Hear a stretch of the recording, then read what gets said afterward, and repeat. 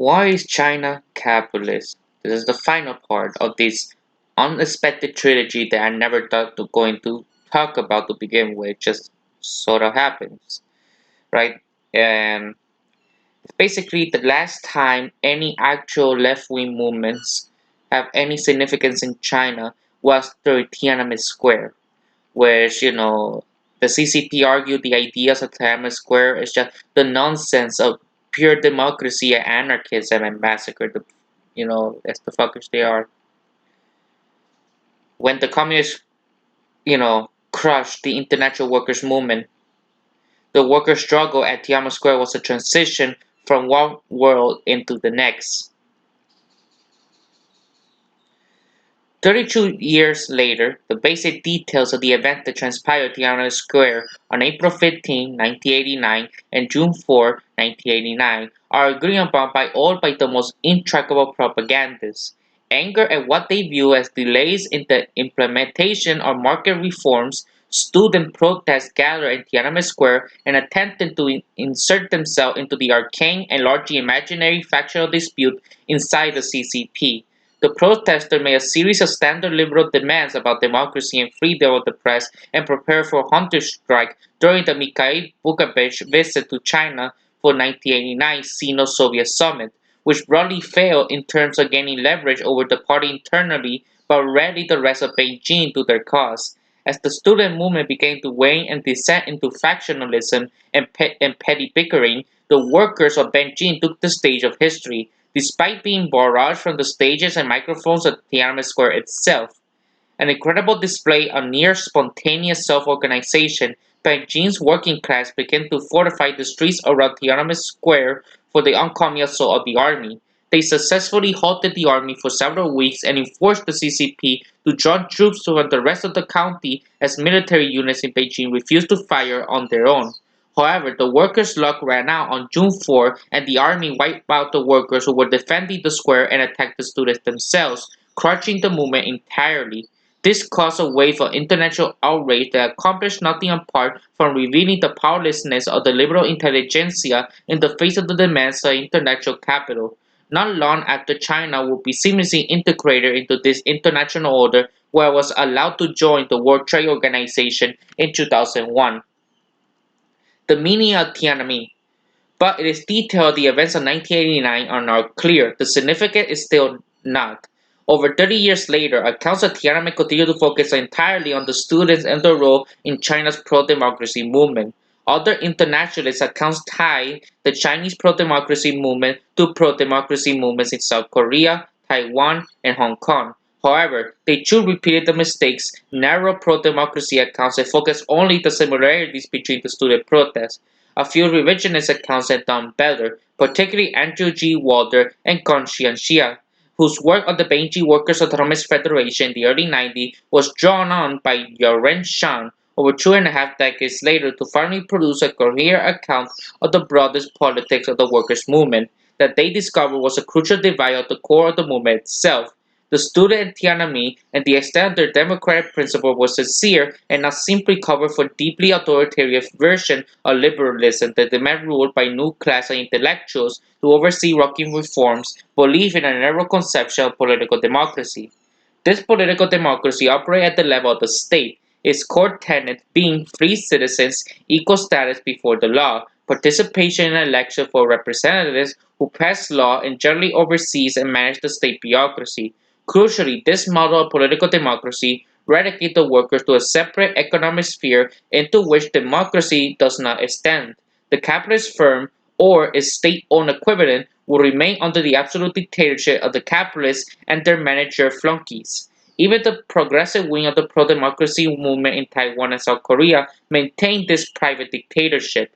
Workers will be given right under the progressive regime permission to form unions, access to welfare states, limited protection for the worst physical and psychological abuse their bosses could inflict on. But no matter how progressive the pro-democracy movement, the legitimacy of the dictatorship of the bosses was not up for dispute. To them, democracy meant a democratic state, not a democratic workplace.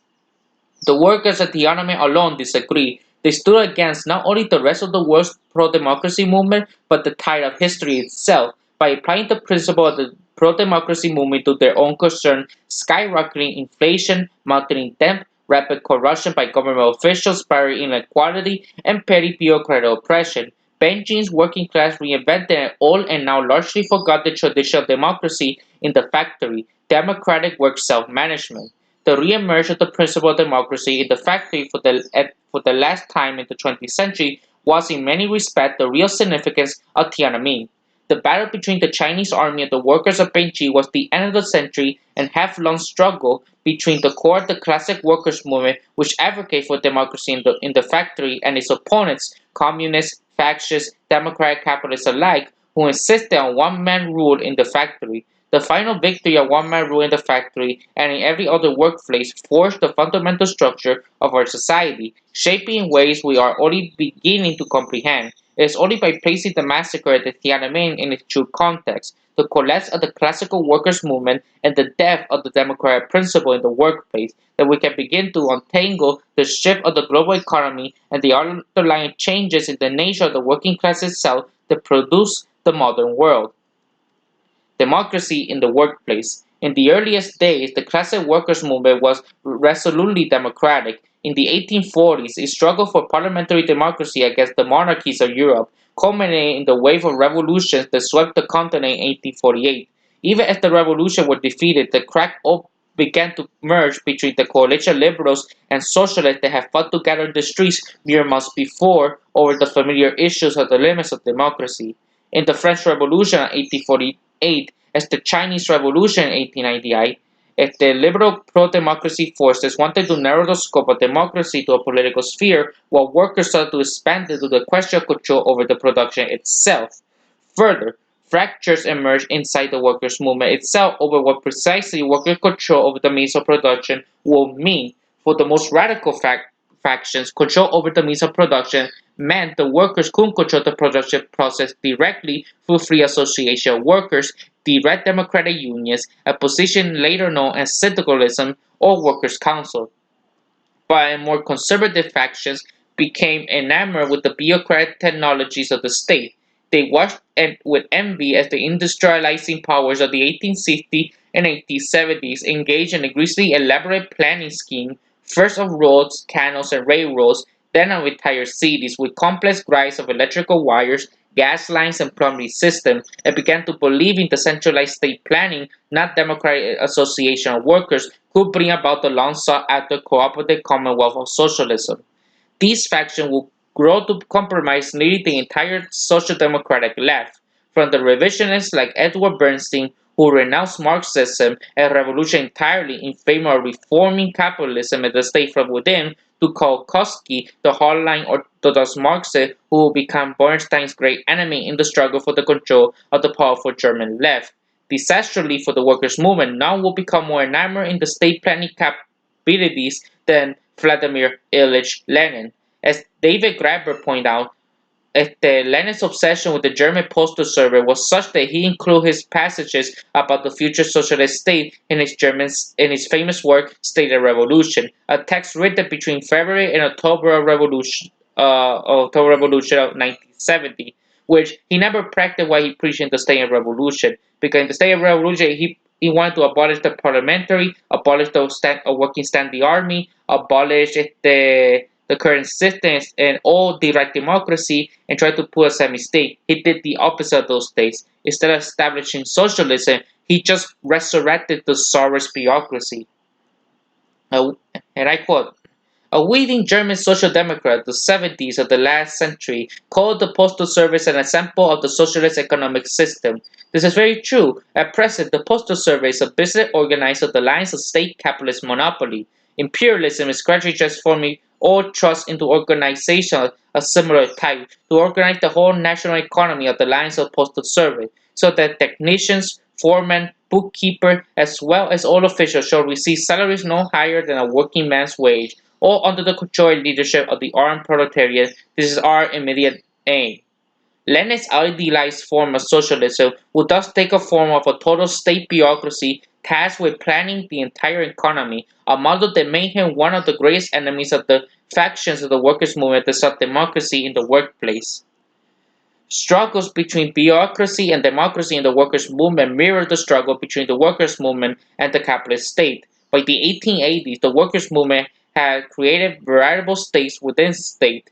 In a country like Germany and Italy, these states were vast networks of worker institutions ranging from free schools, worker associations, friendly societies, libraries, and theaters to unions, co-ops, neighborhood associations, tenant unions, mutual aid societies, and political parties run democratically by workers themselves, which provide vital services to workers and their families and serve to the workers' hope as the basis for a new socialist society. Fearing the popularity of these democratic work institutions, Otto von Bismarck created the bureaucratic state-run version of the libraries, theater, and welfare services to replace them. And telling an American observer, and I quote, "My idea was to bribe the working classes, or shall I say to win them over, to regard the state as a social institution, existing for their sake and interest in their welfare." End quote. In time, various socialist movements will confuse the welfare state Bismarck had created to keep them from seizing power with socialism itself, which caused them to replicate the bureaucratic nature of Bismarck's program, but the popularity of the older conception of socialism as democracy in the factory continued to rise even as its new bureaucratic opponent of the left and right solidified their hold on their prospective movements. More importantly, the workers who engaged in spontaneous uprising instantly began to form democratic institutions, particularly workers' councils, the most famous of which were workers' councils formed during the spontaneous Russian Revolution of 1905 and 1917. These councils, called Soviets, were originally formed in 1905 out of the ad hoc strike committee that became formalized, elected bodies of representatives for the various factories who worked according to general strike.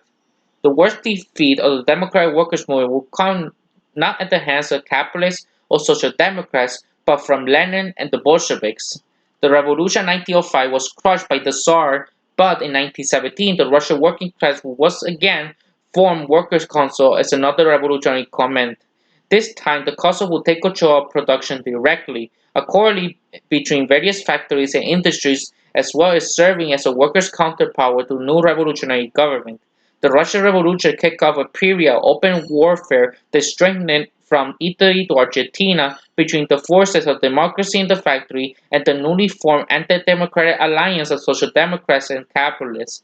Between 1917 and 1920, workers' councils formed in Germany, Poland, Austria, Ukraine, and Ireland, and were matched by revolts by syndicalist unions in Brazil. These uprisings were all crushed in Italy, we saw some of the most intense conflict between syndicalists and the Italian state. The occupation of the factory was ended not by the Italian government, but the Italian Socialist Party and their union, the General Confederation of Labor.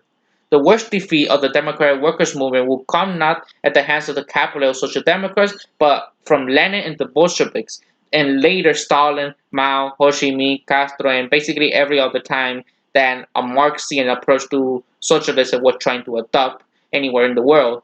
And even to a lesser extent, like the Shining Path in Peru and the Black Panther with their racist, sexist, reactionary behavior mentality. The very party the Workers' Council had put in power, Lenin began to undermine the Soviet within days of taking power.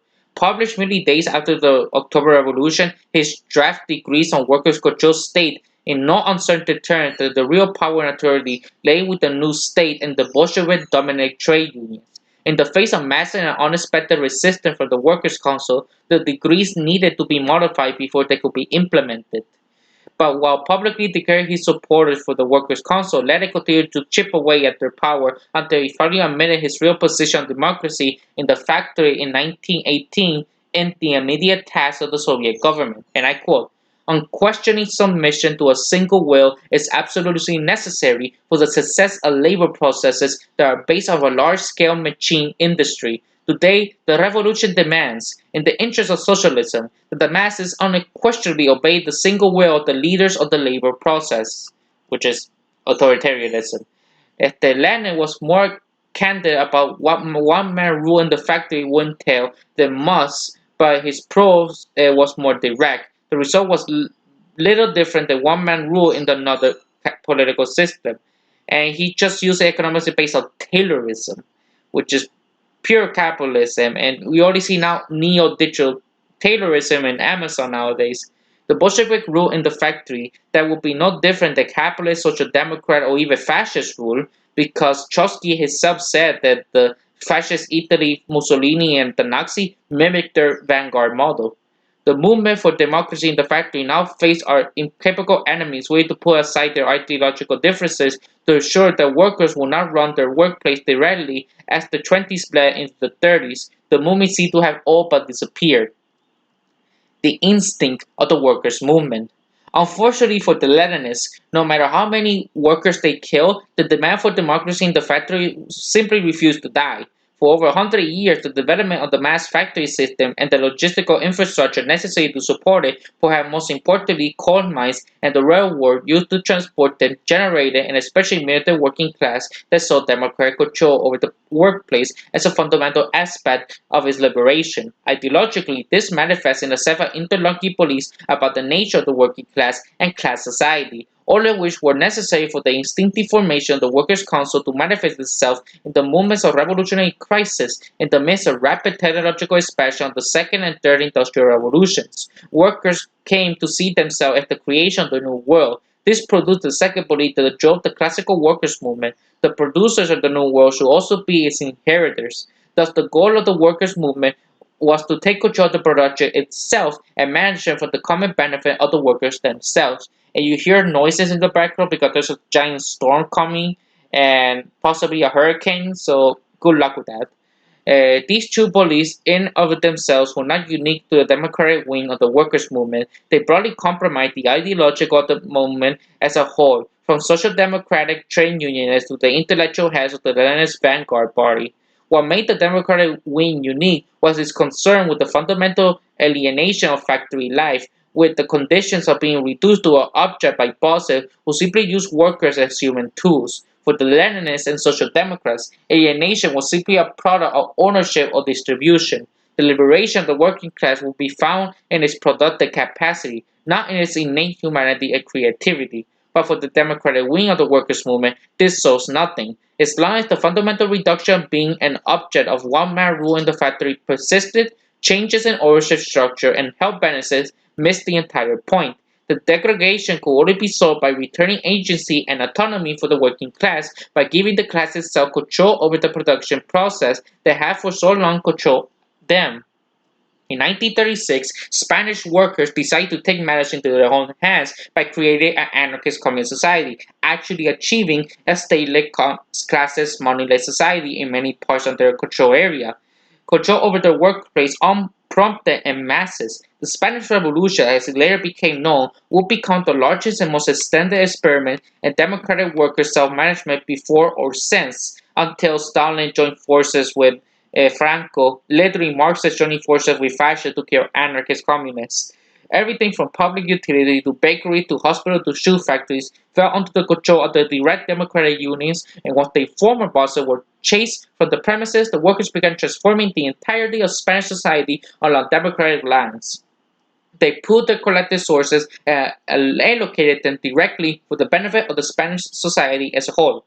For the brief moment, the triumphant experiment in democratic self-management delivered on its promises. Output increased dramatically, social services were expanded, the Spanish worker even saw organized a universal healthcare system that had university, and out of the three factions in the Spanish Civil War, the fascists, the Republicans, who were broadly socialist of all tendency, and the anarchists were the most technologically advanced of them all, that dramatically expanded services into rural areas that care was previously inaccessible. But the revolution had begun amiss in a brutal civil war in Spain, and under the guise of an anti-fascist alliance, liberal socialists and Stalinists joined forces violently stamped out any attempt at democratic self-management and returned the factory and their managers before losing the war to the fascist army of Francisco Franco. Untethered by the mounting casualty tolls of pro-managerial massacres, revolutionary workers formed democratic councils and mass assemblies in the factory once again in Hungary in 1956 and then in France, Italy, and Czechoslovakia in 1968. To dismay of capitalists and communists alike, the development of the implementation of the democratic solution este,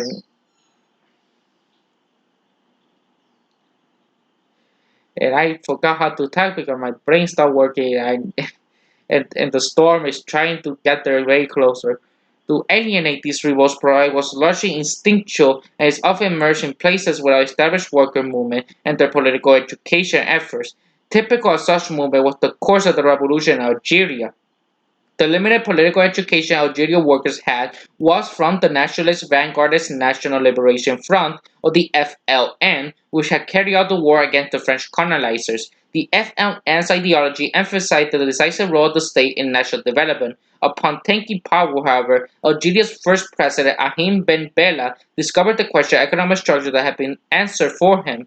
The product would be managed by Democratic Workers' Council built on the property seized by Algerian workers under the mass exodus of French settlers who fled the country en masse following independence, leaving the property uninhabited. Ben Bella's administration took page out of Lenin's book and publicly supported the councils while privately undermining them, but the whole dispute was made relevant by military coup 2 years later that dismantled the councils completely and reimposed the one-man rule in the factory.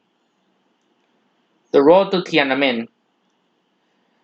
The persistence of these revolts in the face of pure military oppression caused the capitalist managerial elites to look for ways to dismantle the systematic structure that produced the democratic revolts without giving up their power. The instinctive embrace of democracy in the factory was only possible so long as the factory functioned as a point of encounter, a sort of dark agora that was exploited workers and facilitate the interactions that allowed workers to find product collective meaning and identity with each other.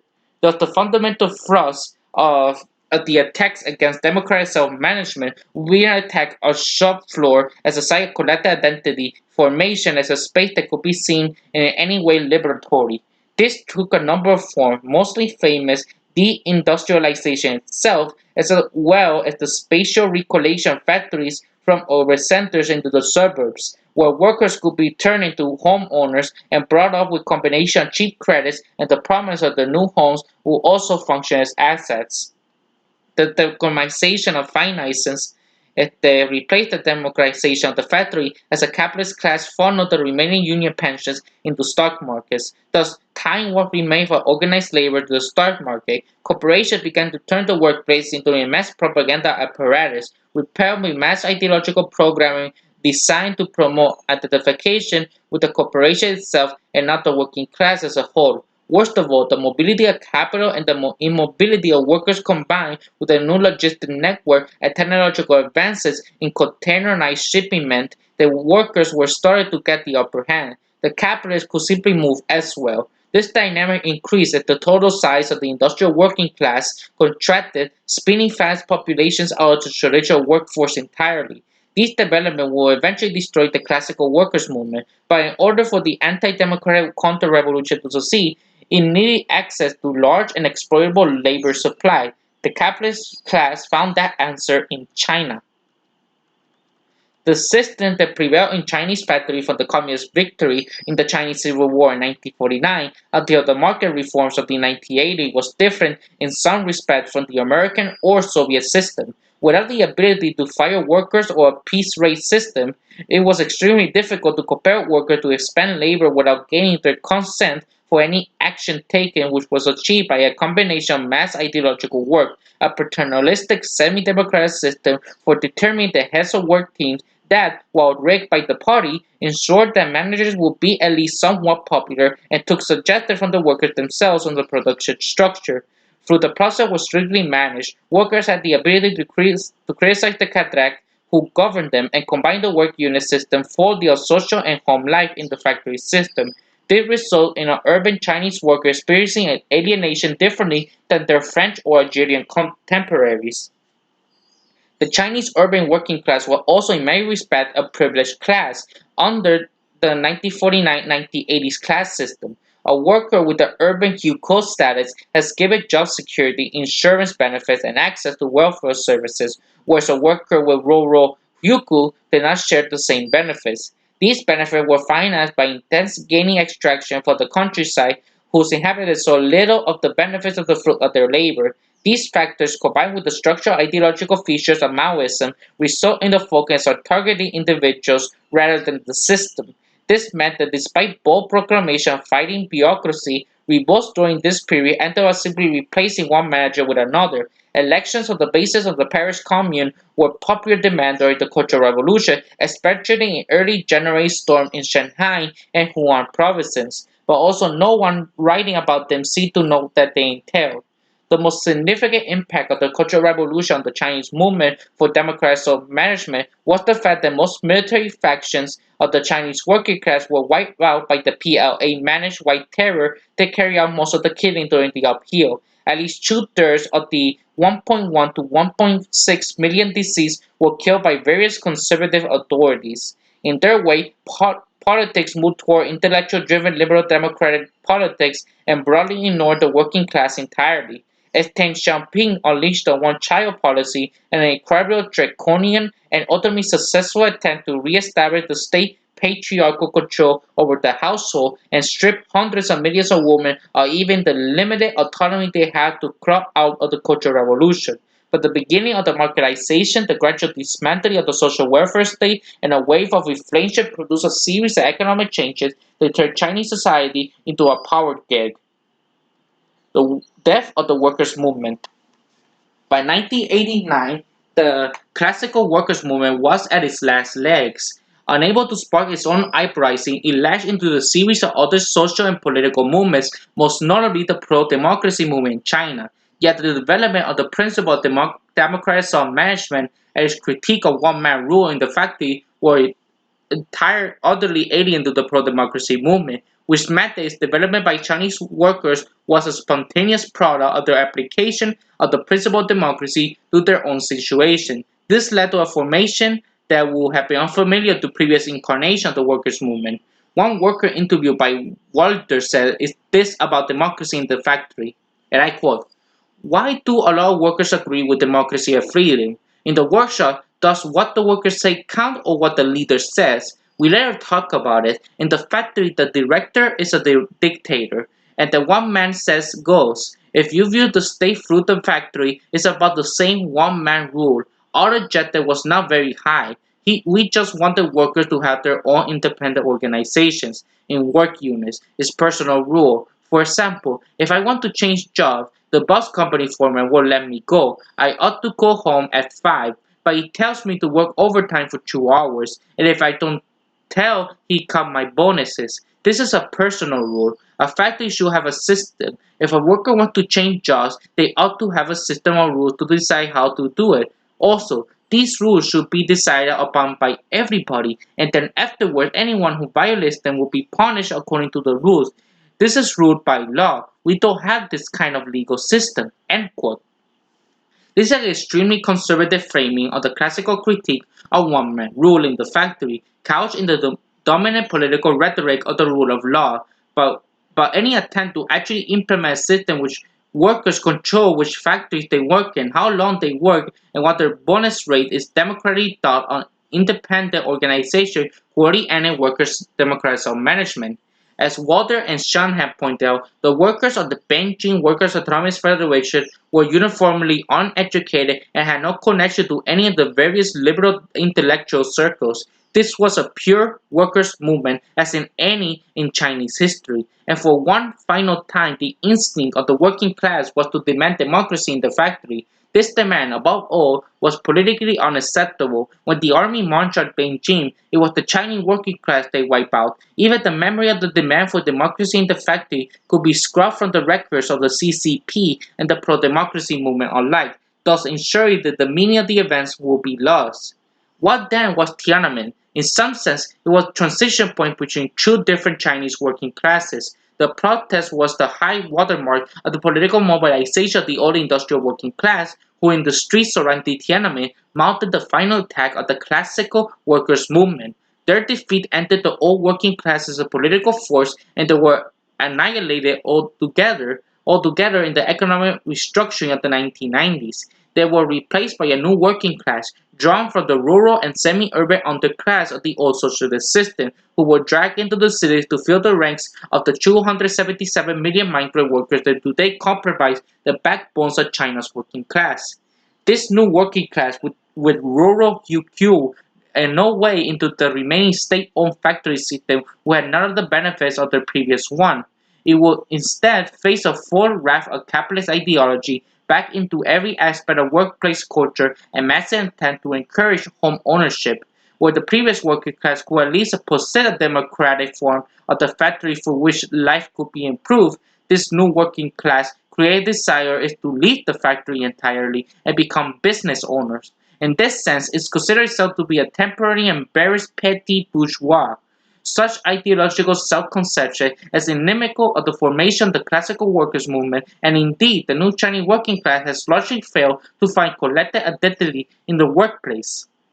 Their situation is not unique. The death of the classical working movement had everywhere seen the colossal demands for democratic self-management in the face of the working class that refused to cohere itself in the factory. In this sense, China was just late to the game.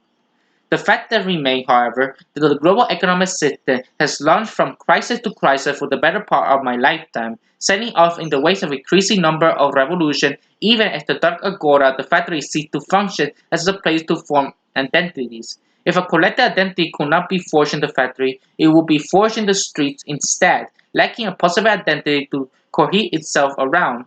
Workers were only able to mobilize on the mass basis in direct opposition to a force that threatened on the cross-sectoral basis. The state, with its ability to increase the price of basic commodities and slash welfare benefits, became the only available enemy to the constant fight against the police became sole basis for forming a new collective identification.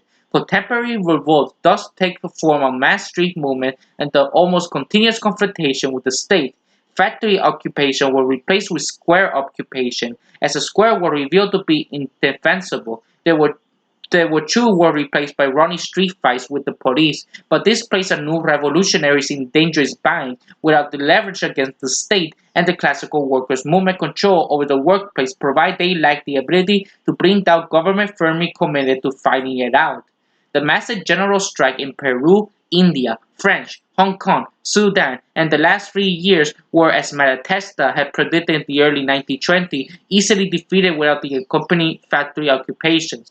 But with the current labor conditions excessively unlike to produce another wave of factory occupation, the way forward for any political movement that seeks to reintroduce democracy in the economic sphere is unclear. Perhaps it is the greatest legacy of the Tiananmen. The workers who assembled outside Tiananmen Square had already abandoned their factories. For all they spoke their language of the old workers' movement, they stood and fought like we do in the streets. They were the bridge between the world of the workers' movement and the world we live today, and that they faced the same revolutionary crisis we face, the crisis of Papua, Palestine, of Colombia and Iran, of Myanmar and Hong Kong and Puerto Rico, etc. Victory just beyond the horizon that nevertheless cannot yet be grasped. The workers at the government have, I suspect, no answer to give us now. But I suspect the answer for the departing is demanding too much of those, past and present, who died fighting for liberation. All we can do now is find our own way with the names of the dead on our lips, build the world they fought for, and to create a truly socialist society. And why Tiananmen Square still matter for the people of Hong Kong, the people of Macau, and the people of China as a whole.